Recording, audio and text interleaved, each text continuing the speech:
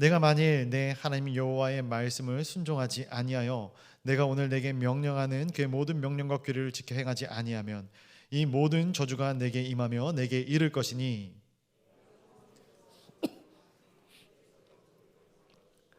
또 내 광주리와 떡 반죽 그릇이 저주를 받을 것이요 내 몸의 소생과 내 토지의 소산과 내 소와 양의 새끼가 저주를 받을 것이며 함께 보겠습니다.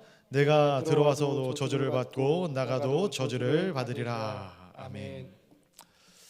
어버이 주일입니다. 또 주일 오후 시간 거룩한 주님의 거룩 존전으로 나와 함께 말씀을 나누고 또 교제하는 우리 성도님들을 진심으로 환영합니다. 이 시간 아버지이신 하나님만을 바라보는 귀하고 복된 시간, 또 그 뜻을 알아가는, 말씀을 통해 알아가는 귀한 우리 성도님들의 시간이 되기를 간절히 소원합니다. 지난 설교 텀이 좀 길었던 것 같습니다. 지난 설교 때 우리 신명기 28장 말씀을 통해서 복에 대한 말씀을 같이 나누었어요. 아무래도 복에 대한 말씀을 나누다 보니까 전하는 전하, 듣는 모두가 좀 편안하지 않았을까, 심적으로 편안하지 않았을까 생각을 해봅니다. 근데 오늘 말씀을 읽는데 분위기가 약간 싸한 것 같은, 무슨 이런 말씀을 읽나. 그러나 흙이 있으면 백이 있는 법이고 빛이 있으면 어두움이 있는 법이죠. 신명기 28장 말씀이 복으로 시작해서 복으로 끝났으면 더할 나위 없겠지만 신명기 28장은 복으로 시작해서 저주로 끝나고 있습니다. 그래서 오늘 우리가 함께 본 이 본문의 말씀은 저주에 대한 부분이 기록되어지고 있습니다. 말씀에 대해서 생각을 해볼 때 우리가 보고 싶은 부분만 볼 수 있으면 좋겠지만 그것은 절대 아니라고 생각을 합니다. 어떻게 보면 이 저주에 대한 부분도 양약고구라는 이 사자성어처럼 우리의 삶 가운데 꼭 필요한 말씀이기 때문에 하나님께서 우리에게 허락하시고 말씀해 주신 것이죠. 이 하나님의 말씀을 신비에 새기는 하나님의 거룩한 권속들이 되시기를 주님의 이름으로 간절히 축원드립니다. 오늘 본문의 말씀을 크게 세 부분으로 나누어서 보고자 하는데요. 첫 번째 부분은 오늘 말씀의 제목과도 같은 하나님 말씀에 순종하지 아니하면입니다. 우리 15절 말씀 한번 같이 읽어보도록 하겠습니다. 15절입니다. 시작. 내가 만일 내 하나님 여호와의 말씀을 순종하지 아니하여 내가 오늘 내게 명령하는 그 모든 명령과 규례를 지켜 행하지 아니하면 이 모든 저주가 내게 임하며 내게 이를 것이니. 아멘. 순종하면 아무런 문제가 되지 않습니다. 심지어 순종하면 복까지 찾아온다 말씀을 하십니다. 문제는 순종하지 않는 경우에 문제가 생기게 되는 것이죠. 운전을 하면서 교통 법규를 지키면 아무런 문제가 없습니다. 운동선수가 경기장 안에서 이 경기장의 룰을 잘 지킨다면 아무런 문제가 되지 않습니다. 언제 문제가 생기게 됩니까? 그것을 어겼을 때, 교통 법규를 위반했을 때 문제가 생기게 되는 것이고요. 파울을 범하거나 운동장 안에서 선수가 하지 말아야 할 행동을 했을 때 문제가 생기게 됩니다. 마찬가지로 우리가 하나님의 이 천지 만물들 안에서 하나님께서 창조하신 이 세상 안에서 살아나갈 때 우리는 하나님의 룰, 하나님의 법칙을 지켜야 하는 것이죠. 이것을 지키지 않을 때는 문제가 생기게 되는 거예요. 그렇다면 오늘 이 이야기하고 있는 이 저주의 근간인 불순종, 즉 순종하지 않는다는 것이 어떠한 말인가? 두 가지로 한번 살펴볼 수 있을 것 같은데, 첫 번째로는 하나님의 뜻을 알면서도 고의로 어기는 것, 이것이 바로 불순종입니다. 이것은 굉장히 의도적인 것이죠. 하나님의 말씀을 내가 안 지킬 거야, 의도적인 것입니다. 그런데 소극적인 부분도 있어요. 두 번째, 하나님과 일부러 거리를 두는 무관심, 이것도 불순종이다라는 것이에요. 가령 우리의 마음 가운데 성령님이 주시는 감동함이 늘 있거든요. 말씀을 들을 때도 감동함을 주시지 않습니까? 그런데 이 감동을 스스로 억제하는 것 역시도 불순종이다라는 것이에요. 자, 내가 여기서 너무 감동을 받아서 혹시라도 내가 목회의 전선에 뛰어들면 어떻게 하지? 내가 목사가 되거나 전도사가 되면 어떻게 하지? 이런 마음이 들 수가 있지 않습니까? 근데 그 마음을 절제하는 거예요. 내가 여기서 좀 더 나갔다간 사역자가 될 것 같아. 그만해야겠다. 혹은 하나님께서 누구를 도우라고 감동을 주실 때가 있죠. 저 사람을 네가 좀 도왔으면 좋겠다. 그런데 그 마음을 자체적으로 자제하는 거예요. 하나님, 그건 아닌 것 같습니다. 또한 하나님의 말씀, 하나님의 뜻을 알 수 있는 자리, 그 자리가, 그 기회가 분명히 있음에도 불구하고 내가 너무나도 적극적으로 하나님과 친해지면 부담스러울 수 있을 것 같아서, 하나님의 뜻을 많이 알수록 내가 하는 이 업무와 사역들이 너무 과분해질 것 같아서 일부러 그 자리를 피하는 경우도 있다라는 거예요. 이게 약간 소극적인 의미의 불순종이다라고 볼 수 있습니다. 그런데 이런 무관심과 이런 불순종은 하나님과의 소통을 막는 주범이 됩니다. 반면 이 사랑과 순종은 하나님 아버지 앞에서 내 영혼의 감도를, 내 영적인 민감함을 높이는 도구가 되기도 하는 것이죠. 근데 문제가 있어요. 무엇이 문제인가? 평소에 무관심과 불순종으로 일관하던 사람이 내 인생의 중요한 시점에서, 정말 하나님을 찾아야 하는 시점에서, 하나님, 내가 당신의 음성을 듣고 싶습니다. 하나님, 나에게 길을 알려주십시오 라고 말해도 못 듣는다라는 것이죠. 이것은 하나님께서 말씀하지 않으셔서 못 듣는 것이 아니라 내 인생 가운데 하나님과의 소통의 길이 끊어졌기 때문에 듣고 싶어도 못 듣는 상황이 되는 것이죠. 일례로 성경 가운데 사울이라는 우리가 잘 아는 인물이 있죠. 사울 왕. 블레셋과의 마지막 일전을 앞두고 하나님께서 어떠한 말씀도 하지 않으셔요. 침묵하셔요. 답답하겠죠. 어떻게 합니까? 엔돌에 신접한 여인을 찾아가는 거예요. 그리고 그것을 통해서 자기 앞길을 예측하고자 합니다. 하나님의 뜻을 알고 싶어도 말씀하지 않으셔요. 감동함을 주지 않으셔요. 왜? 그가 평소에 하나님을 찾지 않았기 때문에. 하나님이 그의 인생 가운데 말씀하셔도 그 말씀대로 순종하며 살아가지 않았기 때문에. 그런 사람이 하나님의 뜻을 아는 것이 실질적으로 얼마나 어렵겠습니까? 그래서 우리가 기억해야 될 하나님의 말씀 중에 하나는 이사야서 55장 6절 말씀 한번 같이 읽어보도록 하겠습니다. 55장 6절입니다. 시작. 너희는 여호와를 만날 만한 때에 찾으라. 가까이 계실 때에 그를 부르라. 아멘. 이 말씀을 통해서 우리가 감사할 것이 있어요. 무엇이냐면은 이 말씀을 듣고 있다는 것 자체가 아직까지 우리에게는 기회가 있다라는 뜻이기 때문입니다. 감사하죠. 별로 안 감사하신가요? 사랑하는 성도 여러분, 우리에게 기회가 있을 때 우리는 적극적으로 하나님의 말씀을 들을 수 있는 자리를 찾아가시기를 바랍니다. 예배의 자리로 나오셔야 돼요. 성경을 공부하는 자리로 나오셔야 되고요. 말씀을 묵상하는 자리로, 기도하는 자리로 나아가셔야 된다라는 거예요. 그리고 하나님의 뜻을 더 깊게 알고자 노력하셔야 되는 것이죠. 그리고 그 뜻을 알았다면 순종하며 살아나가는 것입니다. 이러한 부분을 우리가 놓친 채 너무나도 안일하게 신앙생활을 하고 있지 않은가 한번 생각을 해봅니다. 한두 번은 괜찮을지 모르겠어요. 근데 이러한 것들이 반복이 되면은 내 인생에 하나님의 뜻을 알 기회가 사라지게 되는 거예요. 하나님의 뜻을 알 기회가 없어지는 날도 올 수 있다라는 거예요.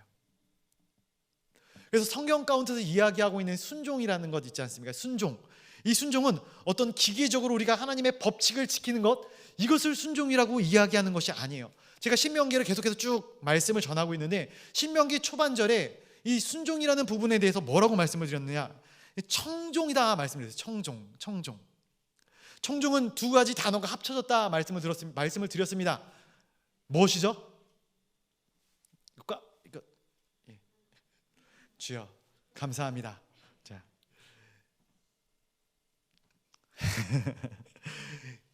경청과 순종입니다.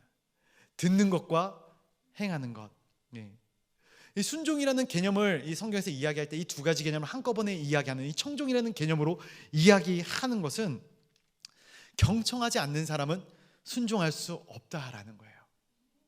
하나님의 말씀을 듣지 못하는 사람은, 아니 듣고자 하지 않는 사람은 순종을 할 수 없는 거예요. 너무나 당연한 법칙 아니겠습니까? 그러나 반대로 하나님의 말씀을 계속 듣는다면 언젠가는 그 말씀이 계속 쌓여서 순종이라는 자리로 앉을 수 있게 된다라는 거예요. 이게 자연스러운 이 신앙의 흐름인 것이죠. 그래서 우리가 말씀을 사모하는 자리, 정말 잘 오셨습니다. 말씀을 듣는 자리에 적극적으로 앉아 있어야 되는 것이죠. 들어야 되는 것입니다. 물론 이단의 잘못된 가르침은 경계해야겠죠. 그러나 교회 안에 얼마나 좋은 프로그램들과 얼마나 좋은 이 환경들이 열려져 있습니까? 양육도 있고 또 새벽 예배, 금요 기도회, 수요 예배, 수많은 예배들이 있지 않겠습니까? 정말로 말씀이 살아 숨쉬는 그러한 자리를 찾아 나아가시는 우리 성도님들이 되시기를 간절히 소원합니다. 그렇게 말씀을 듣다 보면은 우리가 순종하게 되어지는 것이죠. 그리고 순종하게 되면 무엇이 찾아옵니까? 무엇이 찾아와요? 복이 찾아오는 것이죠. 없는 말 한 것 아닙니다. 성경 가운데 있는 말씀을 드리고 있는 거예요. 저주를 얘기하다 갑자기 복을 얘기하니까 어리둥절하신 것 같은데, 말씀 한번 읽어보도록 하겠습니다. 신명기 6장 4절과 5절 말씀 한번 같이 읽어보도록 하겠습니다. 6장 4절과 5절입니다. 시작. 이스라엘아 들으라. 우리 하나님 여호와는 오직 유일한 여호와이시니 너는 마음을 다하고 뜻을 다하고 힘을 다하여 내 하나님 여호와를 사랑하라. 아멘. 오늘 신명기 28장, 신명기가 거의 끝날 즈음에 정리되는 말씀이거든요. 그런데 이 정리하는 말씀 말고 이 처음 시작하는 즈음에 이 순종하면 복, 불순종하면 저주라는 이 개념이 나오면서 이것에 대해서 무엇이라고 이야기를 하고 있냐면은 사랑이라고 이야기하고 있어요. 사랑.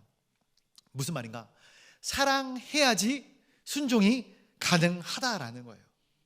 근데 오늘 본문 15절 하반절에 보니까 이 모든 저주가 내게 임하며 내게 이를 것이다 라고 말씀을 하고 있는데, 약간 데칼코마니 같이 신명기 28장 2절의 말씀, 이 복에 대한 말씀과 거의 흡사한 말씀인 것이죠.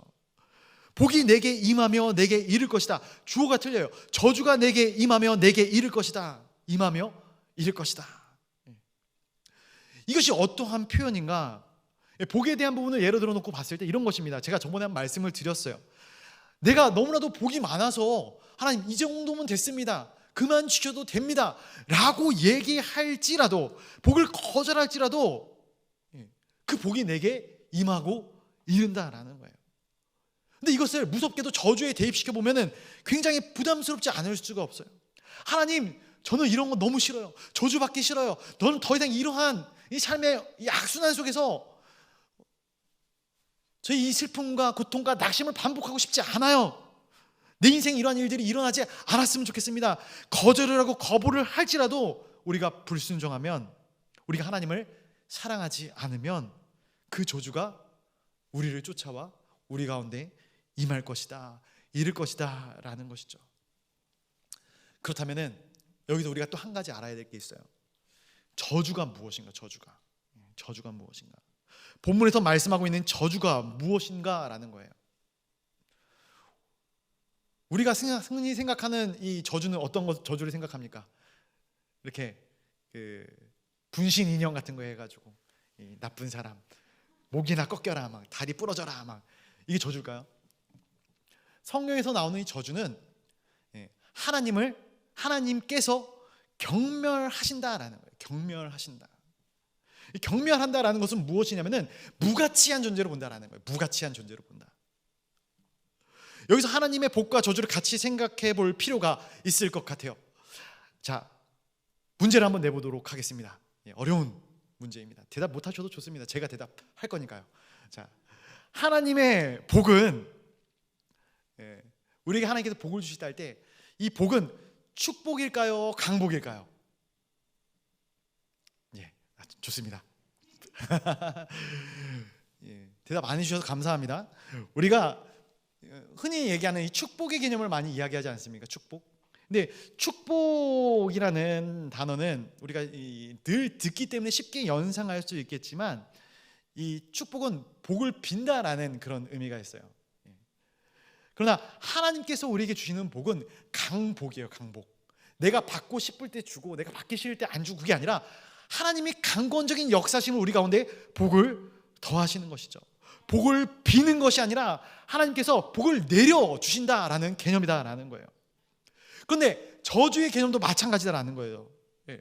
누군가 저주한다 이렇게 이야기할 때, 내가 저 사람을 싫어하는데 저 사람 인생 가운데 안 좋아하는 일, 저 사람이 싫어하는 일, 저 사람이 불편해하는 일이 일어났으면 좋겠어 라고, 이런 개념은 비는 거예요. 비는 거. 그렇죠? 저주를 비는 거. 그런데 하나님의 저주는 이 소원의 개념이 아니다라는 거예요. 관념적인 개념이에요. 관념적인 개념. 하나님께 소중했던 당신이, 하나님께 소중했던 우리가 더 이상 하나님으로부터 소중하지 않은 존재, 무가치한 존재가 되어져 버린다라는 것이죠. 얼마나 무서운 일인지 모르겠어요. 수직으로 내려오는 겁니다. 복도 수직으로 내려오는 것이고, 이 저주도 수직으로 내려오는 것이에요. 관계의 단절. 그래서 우리가 우리의 인생의 해답을 찾을 때 하나님께 어떻게 하면 우리가 복을 받을까, 어떻게 하면 하나님의 저주를 피하겠는가, 여기에 포커싱을 맞추는 것이 아닌다라는 거예요. 어떻게 하면 우리가 하나님과 멀어지지 않을 수 있을까, 어떻게 하면 우리가 하나님과 더 친밀해질 수 있을까, 이것이 우리가 1차적으로 고민해야 되는 부분이에요. 내가 이 땅 가운데 어떻게 해야 잘 먹고 잘 살고 어떤 많은 것들을 누리고 살 수 있을까, 이것이 아니다라는 거예요. 솔직히 원래 인간은 하나님과 친밀한 관계였죠. 하나님의 형상을 쫓아 만들어진 하나님과의 굉장히 친밀한 관계였어요. 창세기 1장 27절과 28절 제가 한번 읽어드리겠습니다. 하나님이 자기 형상 곧 하나님의 형상대로 사람을 창조하시되 남자와 여자를 창조하시고 하나님이 그들에게 복을 주시며 하나님이 그들에게 이르시되 생육하고 번성하여 땅에 충만하라, 땅을 정복하라, 바다의 물고기와 하늘의 새와 땅에 움직이는 모든 생물을 다스리라 하시니라. 아멘. 하나님은 만물을 창조하셨어요. 그리고 만물 가운데 사람까지도 창조하셨어요. 그런데 유독 사람에게만 복을 선포하십니다. 복을 선언하셔요. 왜? 우리가 하나님의 형상을 닮은 자였기 때문에, 우리가 하나님의 자녀이기 때문에 그렇다라는 거예요. 그래서 원래 인간은 내 안에 복이 없기 때문에 복을 빌러 다니고 복을 구하러 다니는 존재가 아니에요. 지난번에 말씀드렸죠.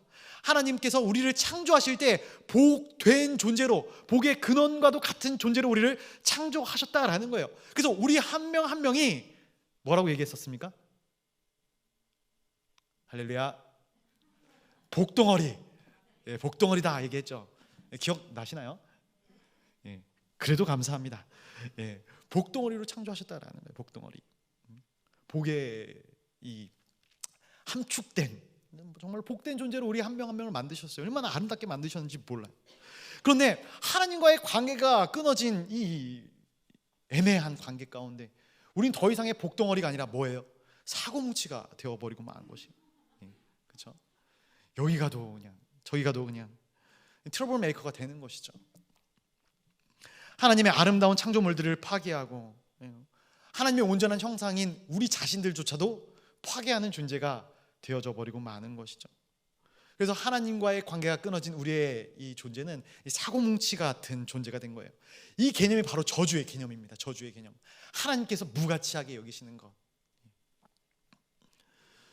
복의 개념과 저주의 개념을 다시 비교하면은 세상적인 이 복의 개념은 럭키하다, 운이 좋다라는 표현을 많이 쓰죠. 행운의 개념으로 많이 씁니다.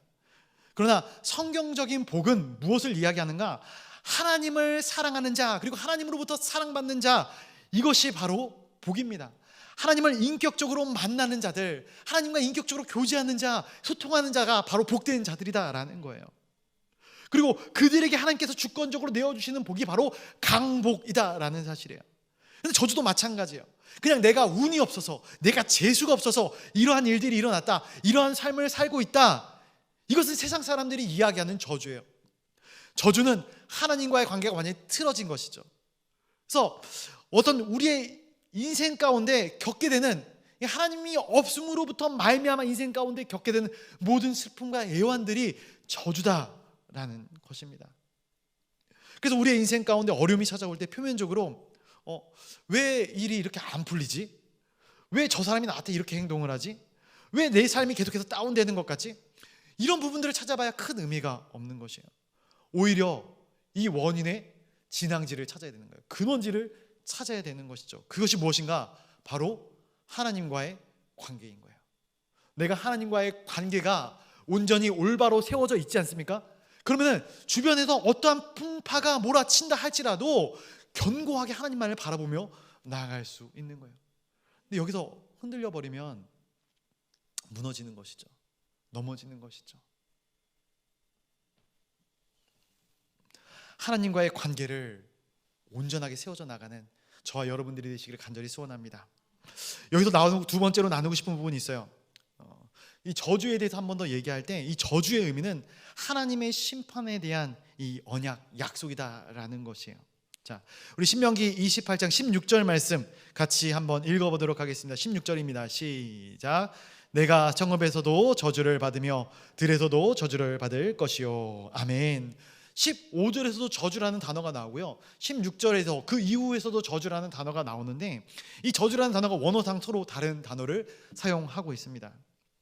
16절부터 계속해서 나오는 저주, 이 저주가 있을 것이다. 이 저주는 다른 사람을 저주할 때 쓰는 그런 표현을 사용하고 있는 것이에요. 15절과는 다른 단어이죠. 그러나 사람들의 저주라는 것은 내가 저 사람이 안 좋아하는 일이 일어났으면 좋겠다 이런 마음을 품는 것이지 그러한 일들이 일어날 확률은 실질적으로 반반이에요. 내가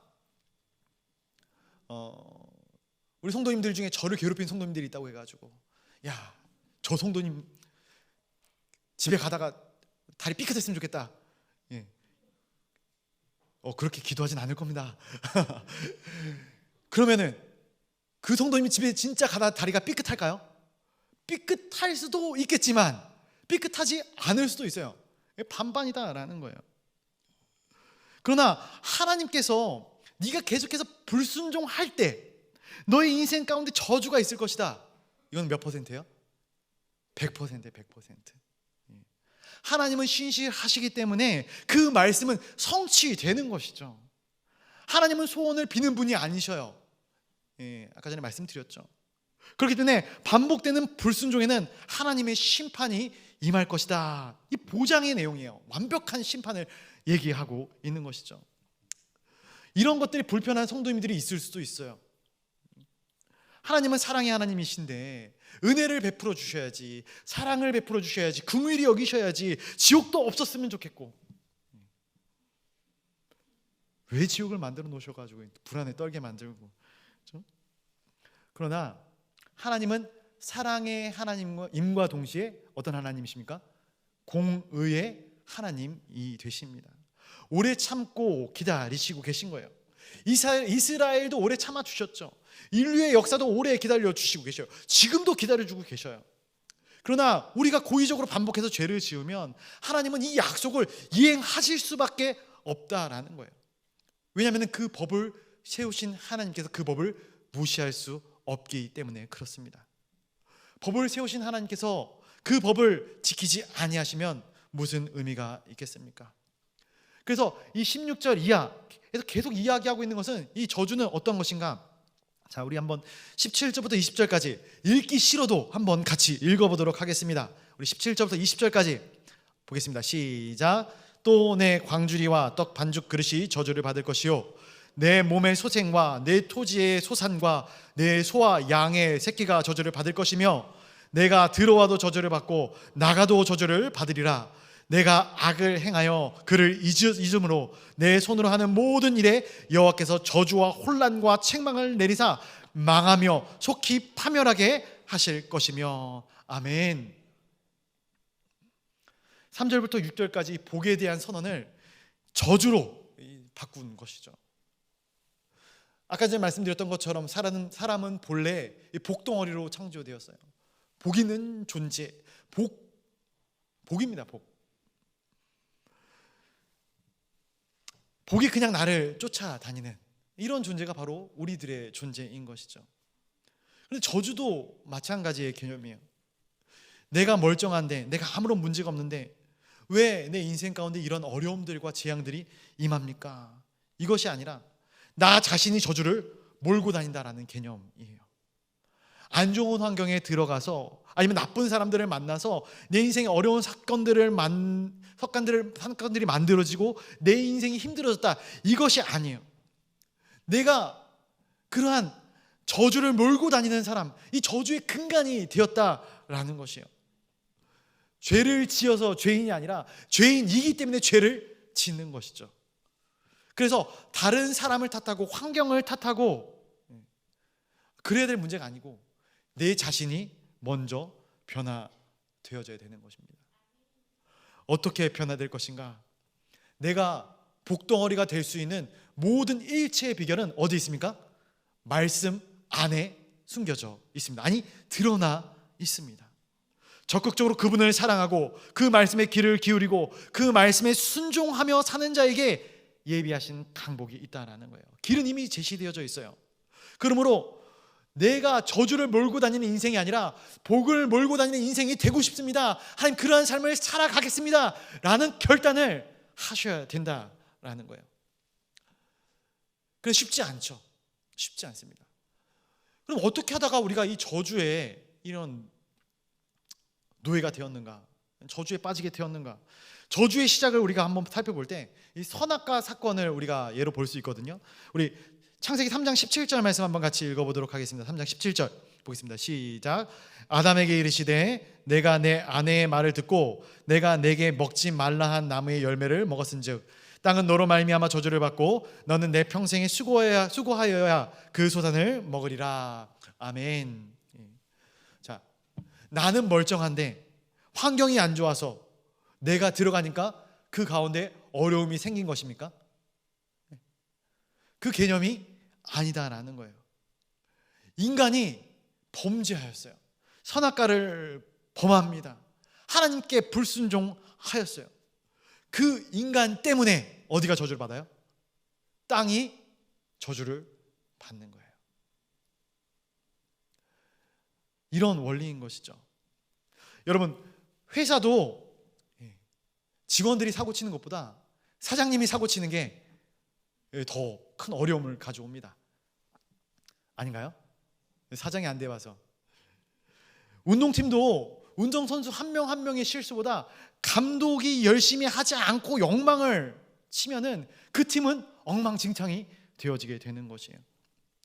가정도 자녀의 문제가 있을 수 있지만 자녀보다 부모가 엉망진창일 때 그 가정 더 크게 엉망진창이 되는 것이죠. 교회도 목회자가 사고치고 잘못하면 교회 전체가 어려워지는 것입니다. 하나님이 천지 만물을 창조하시고 사람을 만물의 영장으로 세워놓으셨다는 거예요. 만물을 다스리라고, 생육하고 번성하라고 만들어 놓으셨다는 거예요. 그런데 그 인간이, 대표성을 가진 그 인간이 하나님을 거역하고 하나님 앞에 불순종의 죄를 짓습니다. 그래서 세상이 어려워진 것이죠. 내가 이러한 힘든 가정을 만나서, 힘든 기업을 만나서, 힘든 시대를 타고 나서, 힘든 사역지를 만나서 내가 어려워지고 힘들어진 것이 아니라 나의 죄성 때문에, 내 연약함 때문에 이 모든 일들이 벌어지게 되는 것이죠. 대표성이 있는 거예요. 그렇다면 이러한 개인에게만 저주가 임하는가? 시대적이고 환경적인 구조적인 문제들도 일어나게 된다, 성경은 기록하고 있어요. 우리 신명기 28장 읽지 않았지만 21절부터 24절까지의 말씀 한번 같이 쭉 읽어보도록 하겠습니다. 21절부터 24절입니다. 시작. 여호와께서 내 몸에 연병이 들게 하사 내가 들어가 차지할 땅에서 마침내 너를 멸하실 것이며 여호와께서 폐병과 열병과 염증과 학질과 한재와 풍재와 썩는 재앙으로 너를 치리시리니 이 재앙들이 너를 따라서 너를 진멸하게 할 것이라. 내 머리 위에 하늘은 노치되고 내 아래의 땅은 처리될 것이며 여호와께서 비 대신에 티끌과 모래를 내 땅에 내리시리니 그것들이 하늘에서 내 위에 내려 마침내 너를 멸하리라. 아멘. 이 본문 말씀 우리가 읽으면서 무슨 생각이 드시나요? 어떤 생각이 드십니까? 저는 이 말씀을 읽으면서 오늘날 우리가 살아가는 이 시대와 너무나 닮아있지 않은가 생각을 해보게 됩니다. 온 땅이 전염병을 보내실 것이다. 하늘에는 비가 내리지 않아서 녹같이 될 것이다. 강수량이 급감하고 땅은 처리될 것이다. 황폐해져서 생산성을 잃게 될 것이다. 그런데 이 모든 이 일들은 이 땅이나 이 환경이 잘못해서 이렇게 된 것이 아니죠. 그렇죠? 우리가 하나님의 법을 어겼기 때문에 이러한 일들이 일어나게 되었다라는 거예요. 이 개념을 잘 기억하셔야 됩니다. 오늘날 한국이 엄청난 경제 발전을 이룹니다. 그런데 너무나도 빠르게 경제 발전을 이루다 보니까 부작용이 있어요. 그렇죠? 성경에서 이야기하는 하나님의 노동의 원칙은 6일 일하고 7일째 쉬라는 것이에요. 사람도 쉬어야 되고 땅도 쉬어야 되고 집안의 자녀들도 쉬어야 합니다. 그런데 이 사회가 쉬지 않아요. 쉼없이 달려옵니다. 그렇다 보니까 사람들 가운데 문제가 생기게 되는 것이죠. 사람이 영혼 안에 하나님께서는 이 놀라운 창조력과 회복력을, 치유력을 허락하십니다. 그런데 그것이 발휘되지 못하는 것이에요. 오늘날 한국 사람들, 다른 나라 사람들은 제가 못 봐서 모르겠지만 한국 사람들 주변을 둘러보면은 너무나도 안타깝지 않을 수가 없어요. 어린 아이들로부터 청장년들까지 광범위하게 우울증과 자살 충동, 또 불행의 지수가 엄청나게 높아서 힘든 삶을 살아나갑니다. 죽지 못해 살아나가요. 내가 왜 살고 있는가, 이러한 고민을 하는 사람들이 굉장히 많더라고요. 하나님의 법칙을 따라가지 않기 때문에 그렇죠. 세상 사람들이 다 경쟁하니까 믿는 사람들조차도 그러한 경쟁의 구도 안으로 들어가 버리고 맙니다. 그리고 똑같이 경쟁을 해요. 그리고 그 경쟁이 과잉이 되는 것이죠. 그러니까 어떻게 됩니까? 불안해지는 것이에요. 내가 마치 그렇게 살지 않으면 안 될 것처럼, 세상 사람들처럼 하지 않으면 안 될 것처럼,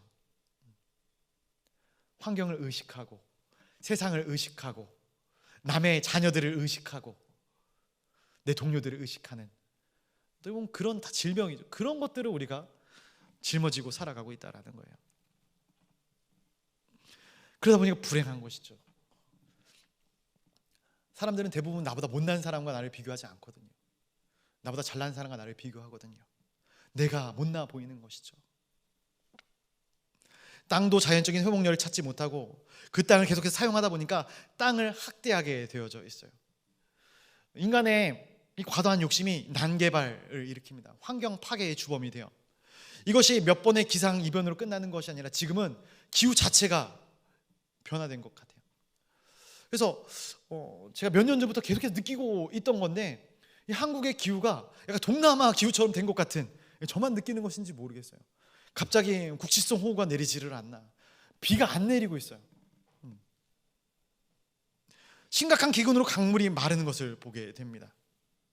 이 모든 것이 자연의 순리를 어긴 결과, 세상은 자연의 역습이라고 표현을 할지 모르겠지만 성경적인 표현으로 봤을 때는 우리가 하나님의 창조 질서를 지키지 못하고 있다라는 것이죠. 그리고 그러한 결과로 이러한 일들이 생길 수밖에 없다라는 것이에요. 근데 이것이 또 어떻게 보면 하나님의 약속이 이행되어지는 장면이기도 합니다. 그래서 우리는 이 시대를 놓고 또한 기도해야 될 것 같습니다. 그냥 물질의 어떤 실생활의 단비가 내려지는 것도 중요하지만 은혜의 단비가 내려지게 하여 달라고 하나님께 간구하는 기도를 해야 하는 것이죠. 우리 말씀 한 구절 또 보도록 하겠습니다. 역대하 7장 14절 한번 같이 보도록 하겠습니다. 같은 맥락에 있는 말씀인데요, 한번 같이 보겠습니다. 시작. 내 이름으로 일컫는 내 백성이 그들의 악한 길에서 떠나 스스로 낮추고 기도하여 내 얼굴을 찾으면 내가 하늘에서 듣고 그들의 죄를 사하고 그들의 땅을 고칠지니라. 아멘. 자, 이 땅과 하나님이 창조된 이 모든 자연의 환경과 만물들이 어떻게 회복된다 성경에서 기록을 하고 있는가? 사람이 토양을 잘 가꾸고 비료를 주고 영양제를 땅에 놔주면 이 땅이 회복될 것이다, 이렇게 이야기하고 있나요? 자, 뭐라고 이야기하고 있습니까? 인간이 죄를 지음으로 땅이 망가지고 병들었는데, 그렇다면 인간이 회개하고 인간이 주님 앞으로 돌아오게 되면 하나님께서 뭐라고 말씀하셔요?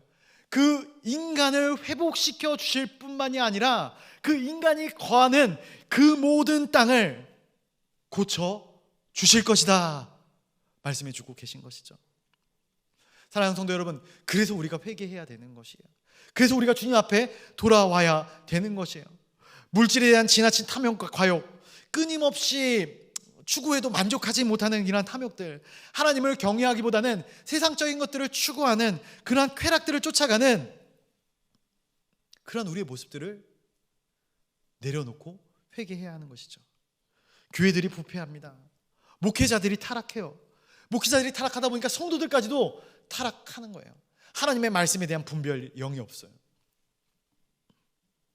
우리는 하나님 아버지 앞에서 이 모든 것들을 회개하여야 합니다. 그래서 하나님, 이 땅에 기근이 있어서 힘듭니다. 이것이 아니라 하나님, 우리가 죄를 지어서 이 땅에 저주가 임하고 그리고 그로 말미암아 우리가 힘들어지는 것 같습니다. 하나님, 우리의 죄를 용서하여 주시고 이 땅을 회복시키시고 그로 말미암아 하나님을 믿는 하나님의 거룩한 세대들이 다시 한번 일어나게 하여 주시옵소서 기도하여야 되는 것이죠. 우리 로마서 8장 19절과 21절 말씀에 보면 굉장히 재미있는 표현이 있는데, 자, 한번 이 말씀도 같이 읽어보도록 하겠습니다. 로마서 8장 19절과 21절입니다. 시작.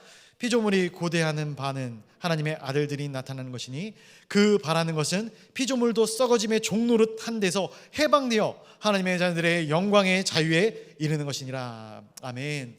이 로마서는 성경에서 하나님의 구원에 대해서 굉장히 강조해서 얘기하고 있는 이 말씀이죠. 그런데 여기서 굉장히 흥미로운 이야기가 나온다 이야기하는데, 뭐냐면은 사람들이 구원을 받아 하나님의 자녀로 다시 거듭나는 것, 다시 태어나는 것을 누가 원하고 있다고요? 누가 바라고 있다고요? 말씀 다시 한번 보실까요? 모든 피조물들이 기다리고 있다라는 거예요. 모든 피조물들이 목을 빼고 기다리고 있다라는 것이에요. 왜 그럴까? 왜 그럴까? 인간이 망가짐으로 세상이 망가졌기 때문에 그래요. 그런데 이 피조의 만물들, 이 피조물들은 자신의 잘못이 아니죠. 자신의 리더인 인간들의 잘못인 것이죠. 자신들을 다스리고 생육하고 번성하는 인간들의 죄로 말미암아 그들도 이러한 피해를 겪고 있는 것이죠. 그렇기 때문에 하나님의 자녀들이 회복되어지게 하여 주시옵소서.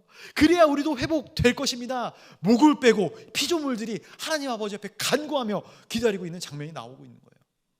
슬프면서도 재밌지 않습니까? 저만 하나님이 만드신 영적 원리예요. 그러므로 우리는 상황이나 환경, 다른 조직을 탓하는 것이 아니라 우리가 하나님 아버지 앞에서 거룩한 백성으로, 하나님의 거룩한 사람으로 거듭나는 것을 택하시고 결단하시고 나아가시를 간절히 소원합니다. 우리가 변해야 세상이 변화되어지는 것입니다. 그래서 마지막으로 나누고 싶은 것은 이것입니다. 두 갈래의 길 중에 어떤 것을 선택할 것인가? 두 갈래의 길 중에 우리는 어떤 길을 선택할 것인가? 우리 신명기 28장 25절 말씀 한번 같이 읽어보도록 하겠습니다. 25절 시작. 여호와께서 내 적군 앞에서 너를 패하게 하시리니 내가 그들을 치러 한 길로 나가서 그들 앞에서 7길로 도망할 것이며 내가 또 땅의 모든 나라 중에 흩어지고. 아멘. 이것은 패배할 것을 선언하고 있어요. 원수들 앞에서 패하되 완벽하게 패배할 것이다. 정말로 그렇게 되어버리고 맙니다. 하나님께서 끊임없이 이스라엘 가운데 선지자를 보내주시죠. 돌이켜라, 돌이켜라, 돌아서라. 너희 그러면 안 된다, 안 된다, 안 된다. 자, 그들이 말을 듣습니까? 듣지 않아요. 듣지 않습니다. 하나님은 몇백 년을 기다리셔요. 결국 북이스라엘은 기원전 722년 아수르에 의해 멸망하게 되고요. 그리고 남유다는 기원전 587년 바벨론 제국에 의해서 멸망하게 되어지는 것이죠. 그렇다면 도대체 왜 사람들은 하나님께서 그렇게 반복적으로 돌아오라고 말씀을 하시는데도 불구하고 어리석게도 절벽을 향해서 전력 질주하고 있는 것인가? 왜 이러한 어리석은 모습을 반복하고 있는 것인가? 이 말씀을 묵상하다 보니까 오늘 신명기뿐만이 아니라 역사서도 그렇고 율법서도 그렇고 예언서도 그렇고 다 이런 부분에 대한 말씀이거든요. 이게 인간의 본성인 것 같다 생각을 합니다. 가족 얘기를 자꾸 꺼내서 죄송한데, 제가 엊그저께 5월 5일 어린이날 아니었겠습니까? 저희 아이를 데리고 놀이동산을 갔다 왔습니다. 예. 저는 하나도 재미없었던 그 전날부터 저희 아이가 대장 노릇을 하려고 하더라고요. 내일은 어린이날이니까 엄마 아빠는 무조건 내 말을 들어야 돼. 내가 대장이야. 자, 맞습니다. 대장 할 수 있지. 다 들어줄 수 있지. 그런데 제가 제안을 했어요. 야, 대장도 뭐고 다 좋다. 그러나 네가 위험한 것, 그리고 하지 말아야 될 것, 예의의 범주에서 벗어나야 되는 것들은 하지 말아달라고 제가 부탁을 했어요. 그런데 그게 마음대로 됩니까? 놀이동산에 갔는데 뭐 던지는 게 있어요. 근데 그걸 안 시켜준다고 땡깡땡깡을 피우더라고요. 그래서 제가 약간 야단을 쳤습니다. 그랬더니 저를 도끼 눈을 뜨고 쳐다보더라고요. 그렇게 막 평정심을 찾으려고 애를 썼지만 저는 이 아이에게 반복적으로 이야기한 부분이 있기 때문에 거기서 몇 번을 얘기하고 등짝을 한 대 참지 못하고 때렸습니다. 회개합니다, 주님. 그런데 이러한 과정 가운데 한번 우리가 생각해 봐야 될 것이, 제가 이 아이를 혼내기 위해서, 이 아이가 잘못된 길을 가게 하기 위해서 일부러 이러한 트릭들을 만들어 놨을까? 내가 이 아이 너 진짜 너 한번 홍군형 나봐라, 너 한 대 제대로 한번 쥐어 터져봐라, 이러한 마음, 악한 마음을 가지고 이 아이에게 이러한 제안들, 하지 말아야 될 것들을 이야기했을까? 아니죠. 이러한 이야기를, 경고를 하는 기반에는 이 아이가 잘못된 길로 가지 않게 하기 위한, 혼꾸녕 나지 않게 하기 위한 그 키트를 마련해 주고 있는 것이죠. 맞지 않도록 조심하라라는 거예요. 그래서 성경의 모든 예언은 확정적인 운명론이 아니라 돌아오라는, 돌이키라는 하나님의 부르심이다라는 거예요. 여러분, 신명기 우리 28장을 저번 설교 때와 이번 설교 때 봤는데, 신명기 28장이 몇 절로 되어져 있는지 아십니까? 68절로 되어져 있습니다. 아무도 그냥 성경책을 보지 않으시는군요. 68절로 되어져 있어요. 맞나요? 네. 그런데 이 말씀 가운데 강복, 이 복에 대한 말씀 몇 구절인지 아십니까? 딱 14구절이에요. 나머지 구절, 58구절은 뭡니까? 54구절은 뭡니까? 저주에 대한 말씀이에요. 그럼 하나님께서 상당히 까칠하시고 부정적이셔서 이런 저주의 말씀들을 우리에게 하신 것일까? 제가 어릴 적, 저는 굉장히 말씀드렸던 천둥 벌거숭이 같은 아이였습니다. 부모님께서 저에게는 상당히 많은 잔소리를 하셨습니다. 예. 뭐 요즘도 잔소리를 좀 하시긴 하시지만, 배가 안 빠진다고, 얼굴은 빠지는데 배가 안 빠진다, 최근에 들은 잔소리입니다. 많은 잔소리를 하셔요. 근데 그 당시에는 이런 잔소리가 이해되지 않았어요. 근데 자녀를 키우다 보니까 이런 잔소리를 하는 게 이해가 되고, 이해가 될 뿐만 아니라 제가 그렇게 하고 있더라고요. 왜 잔소리를 하는가? 보이거든요. 너무나도 뻔하게 보이거든요.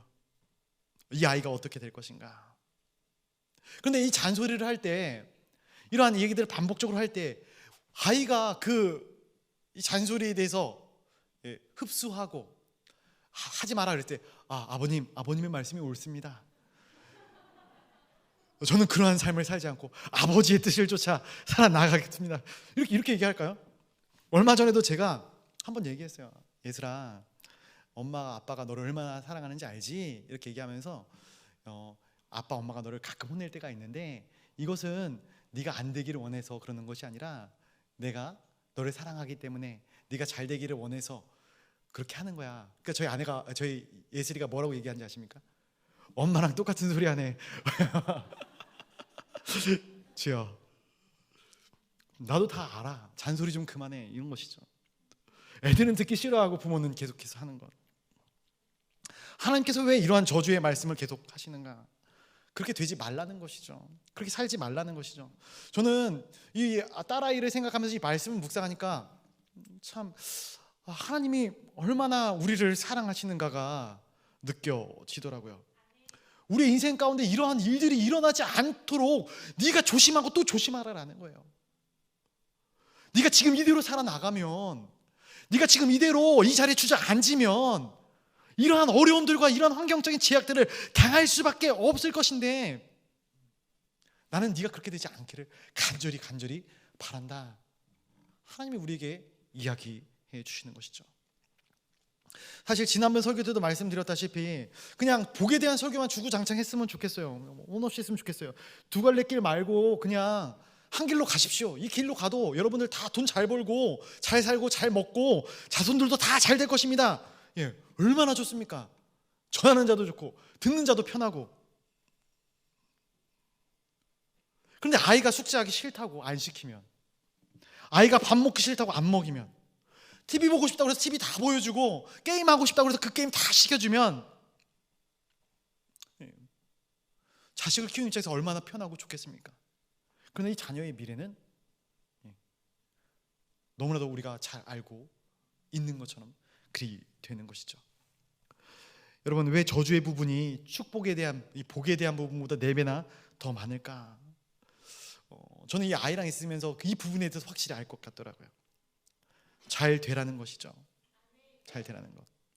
인간이 얼마나 패역하고 불순종한지, 얼마나 하나님을 떠나 살기를 간절히 원하고 소원하고 그렇게 살아가는지, 하나님께서는 축복의 가속 페달보다 4배나 더 강력한 저주의 브레이크를 우리에게 걸어주시는 거예요. 아무리 잘 나가던 인생도 한 방의 죄악 앞에서, 유혹 앞에서 브레이크를 잡지 못하고 넘어지는 경우를 너무나도 많이 보게 되거든요. 한순간에 무너지게 되는 거예요. 한순간에. 그래서 하나님께서 우리에게 주시는 것은 25절에 표현된 대로 열방의 공격의 대상이 되지 말고 하나님께서 우리를 사랑하시는 그 사랑의 대상이 되라. 하나님의 사랑의 대상이 되면은 열국과 열방 앞에서 너는 뛰어나게 될 것이고 내 인생이 높아질 것이다. 내가 그렇게 너를 만들어 줄 것이다. 이것이 신명기 28장을 통해서 우리에게 주시는 하나님의 말씀인 것입니다. 정리하면서 말씀을 맺고자 합니다. 결국 저주는, 이 저주의 말씀은 우리가 저주 가운데 낙인 찍힌 바 되어서 이 저주받은 인생을 살기 원하시는 하나님의 뜻이 아니라 말씀에 적힌 대로 하나님의 뜻을, 하나님의 마음을 알고 그것을 경외함으로, 경청함으로, 순종함으로 나아가서 하나님과 온전한 관계를 맺고 아름답게 소통하며 그 뜻 안에서 살아나가기를 원하시는 하나님의 마음인 것이죠. 그래서 저주는 또 다른 이름의 하나님의 사랑이다라고 부를 수 있을 것입니다. 이 하나님의 마음을 우리가 알아가시길 간절히 소원합니다. 한번 이 신명기 28장 말씀을 쭉 제가 다 못 읽었으니까 집에 가서 한번 읽어보시기를 소원해요. 읽어보십시오. 읽으면서 하나님이 나에게 이런 것들을 맡게 하셨구나, 이런 것들을 하지 말라고 하시는구나, 이런 길을 가면은 이러한 결과가 올 것이다 라는 사실을 다 말씀을 해주고 있구나. 그리고 그 하나님의 마음이 나의 마음이 되어서 이 세상을 살아나가면서 정말 하나님께서 주시는 은혜와 하나님이 주시는 그 모든 분복들을 누리며 살아나가시는 하나님의 귀한 동광의 성도님들이 되시기를 주님의 이름으로 간절히 축원드립니다. 기도하겠습니다.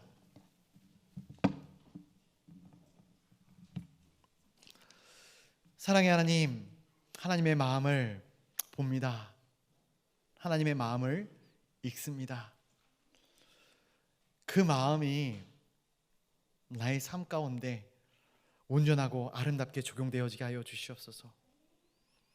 하나님이 원하시는 그 길을 걸어 나 주님의 기쁨이 되기를 원한다. 나 정말로 주님의 즐거움이 되기를 원하고 나 주님과 아름다운 관계를 맺고 나의 죄악으로 인하여 무너진 이 땅을 하나님 회복시키는 인생으로 살아가기를 원한다 고백하며 또한 그런 인생을 살아나가는 하나님의 거룩한 백성들, 저와 우리 모든 성도들이 다 되어지게 주님께서 끝까지 붙잡아 주시옵소서. 예수 그리스도의 이름으로 기도드리옵나이다. 아멘.